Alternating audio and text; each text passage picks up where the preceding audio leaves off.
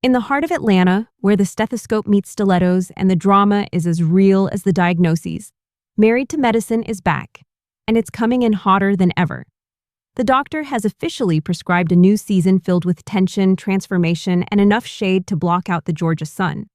This isn't just another reality show return. This is a collision course between friendship and fame, ambition and betrayal, healing and heartbreak. The women who've built their lives on saving others are now fighting to save their own relationships, reputations, and sanity.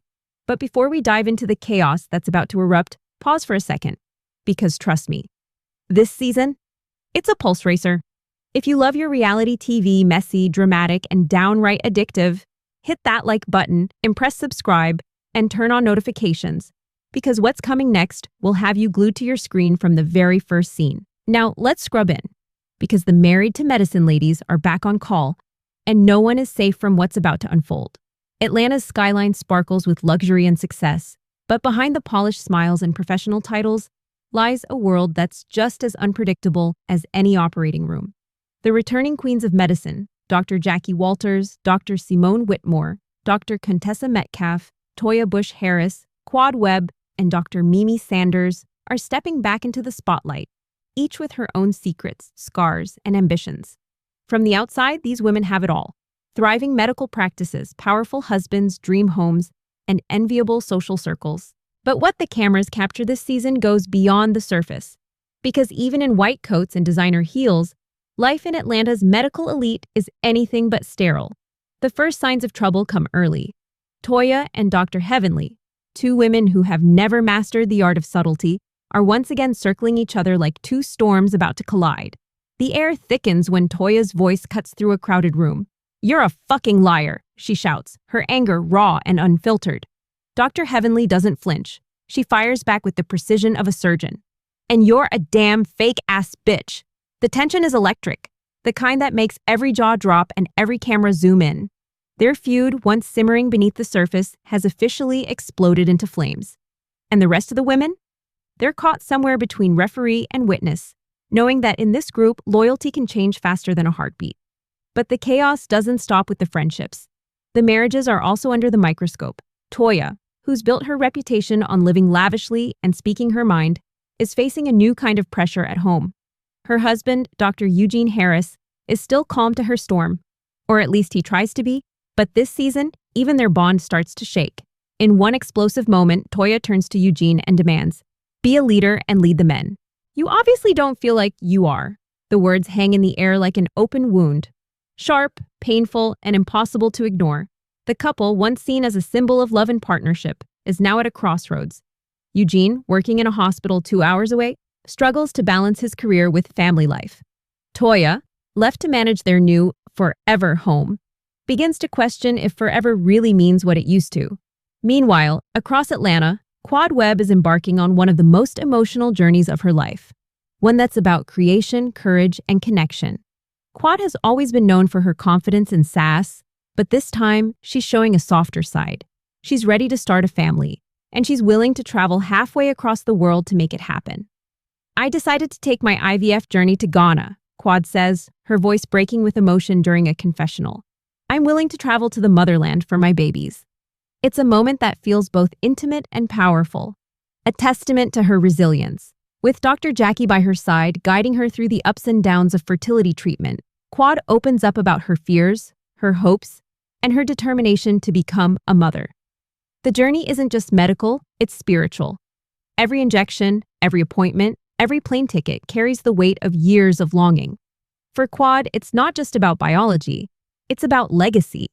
And in true Quad fashion, even her vulnerability becomes a form of strength. As the women navigate their personal struggles, the producers decide to turn up the heat with what's now become a Married to Medicine tradition, a group trip. This season, the ladies are packing their designer luggage for not one, but multiple destinations, including a jaw-dropping couples retreat in Jamaica.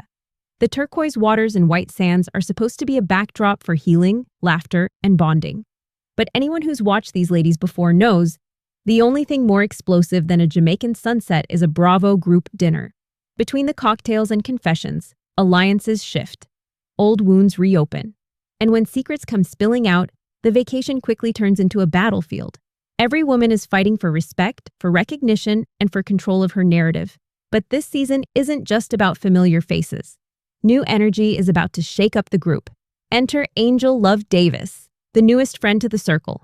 You may remember her from Basketball Wives, but now she's trading courtside drama for medical mayhem. Angel isn't just a reality star. She's a registered nurse with over 15 years of experience in oncology, emergency medicine, and orthopedics. She's also a single mom of 2, and in a world where power and perfection are currency, Angel is the kind of woman who earns her place through hard work and heart. Her closest ally? Quad. And when Quad's involved, you can bet Angel will have to navigate shade, whispers, and loyalty tests from day one. Then there's Brandi Milton, another new addition, a board-certified family nurse practitioner with a specialty in aesthetics and wellness. She's also a close friend of Dr. Simone, which instantly puts her in the center of some old drama. Brandi may come with good intentions, but she's not afraid to read the ladies when things go off script. Her calm demeanor hides a sharp wit, and when tensions rise, she's the one who keeps the group in check. Or at least tries to. While friendships are forming and breaking in equal measure, the professional side of these women continues to evolve. Dr. Simone Whitmore, always the straight talker, is trying to mend fences with Quad after a delayed party invitation that apparently sent her over the edge. The two women have danced this dance before. Friendship, fallout, forgiveness, but this time, the stakes feel higher. Simone is tired of walking on eggshells, but Quad's not exactly known for easy reconciliation. Their reunion promises both emotion and fire. Two women who are strong, smart, and utterly unafraid to speak their truth, even if it means clashing again. Meanwhile, Dr. Heavenly Kemes is reaching for new heights. Literally. She's setting her sights on the Georgia state capitol, running for House District 93. For a woman who's never backed down from a fight, politics seems like the perfect next battlefield. But here's the catch. Not everyone in her circle believes she belongs there. Her friends, or maybe frenemies, start whispering. Can Heavenly handle the pressure of politics while keeping her family, practice, and friendships intact? Or will her boldness finally come with a price? Heavenly thrives on controversy, but even she might find that the political arena comes with a brand new kind of storm. Back at home, Dr. Contessa Metcalfe is in full expansion mode, not just emotionally, but professionally. She's growing her medical enterprise, showing that success doesn't mean staying still.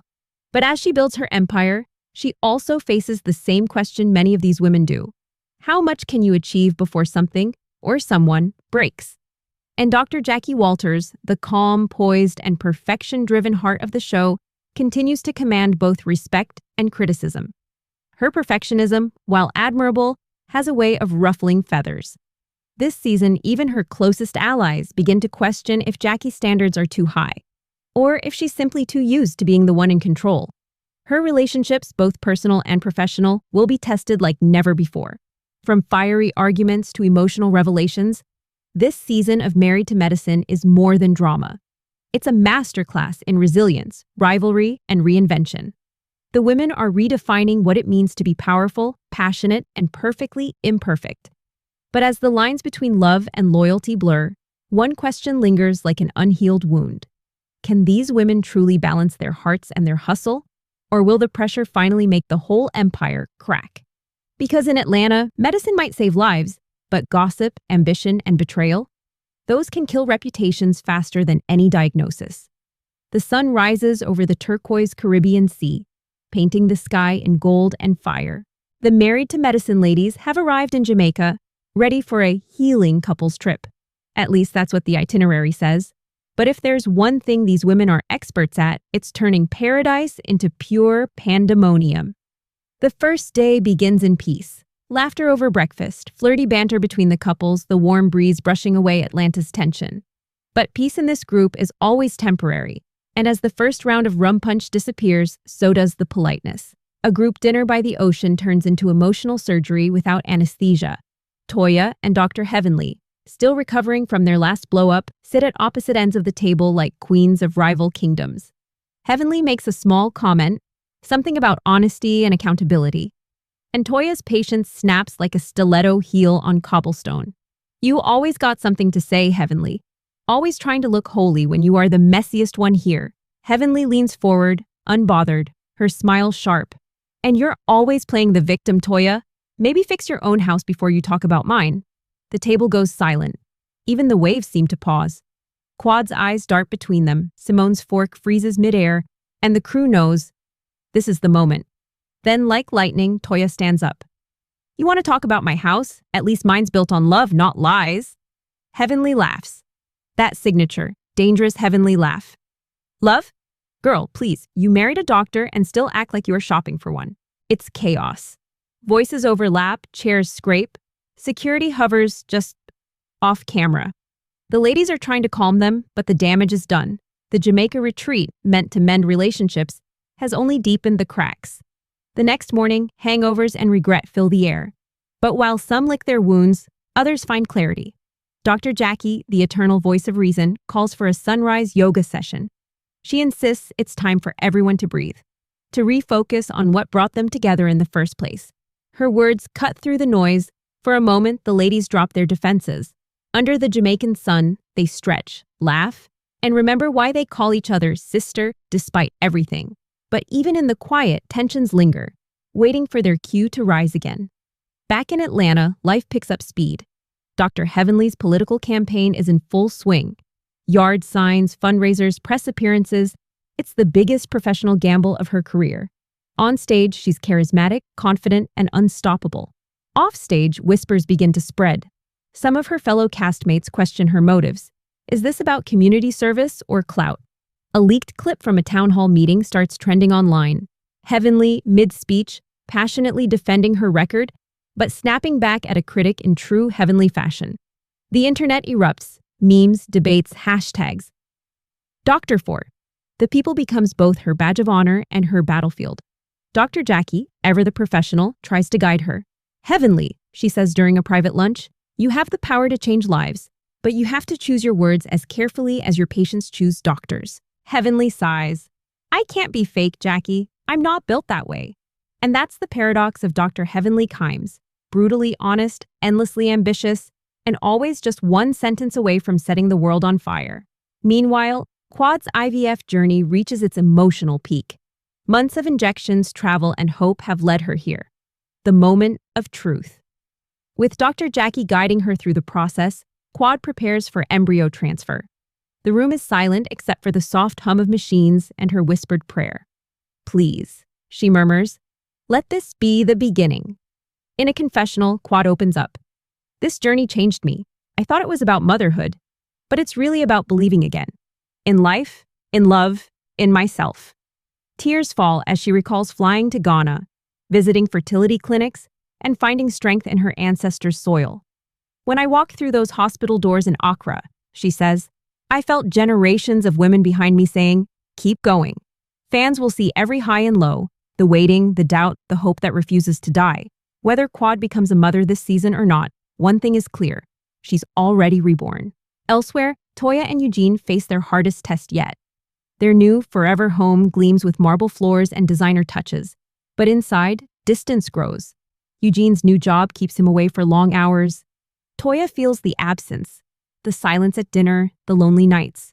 In one heartbreaking scene, Toya admits, I thought the house would make everything better, but a mansion means nothing if your husband's never home. Eugene listens, torn between duty and love. I'm doing this for us, he says, for our future. Toya shakes her head softly. I just want my husband, not a headline. It's raw, vulnerable, and real. The kind of moment that reminds viewers that behind the glamour and gossip are real marriages fighting to survive. Dr. Simone, ever the straight shooter, decides it's time to fix what's broken in her circle. She hosts a reconciliation dinner. Because if you can't fix it over food, you probably can't fix it at all. The ladies arrive dressed to slay, nerves hidden under layers of designer confidence. Simone raises her glass. We've been through hell this year, but I refuse to let us tear each other down when we should be lifting each other up. It's heartfelt. For a second, everyone clinks glasses and smiles.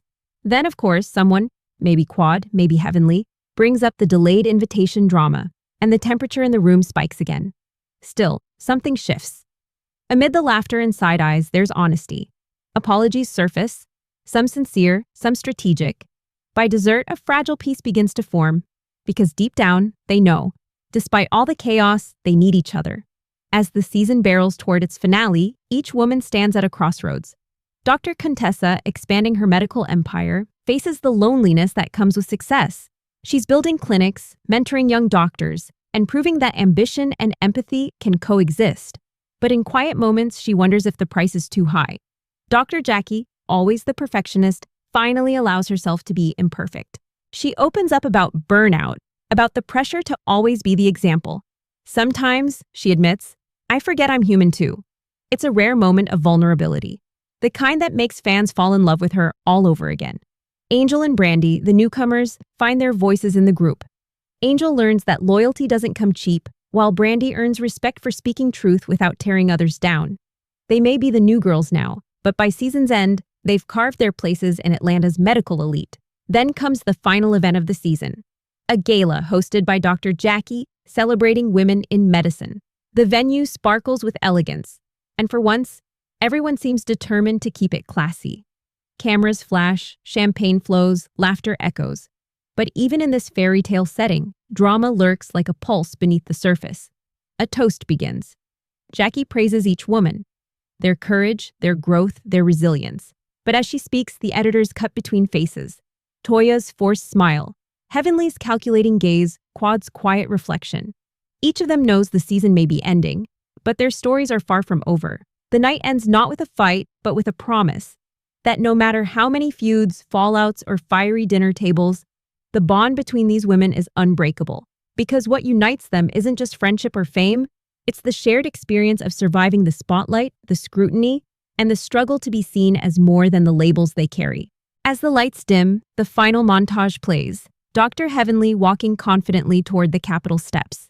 Quad placed her hand gently over her stomach, smiling through tears.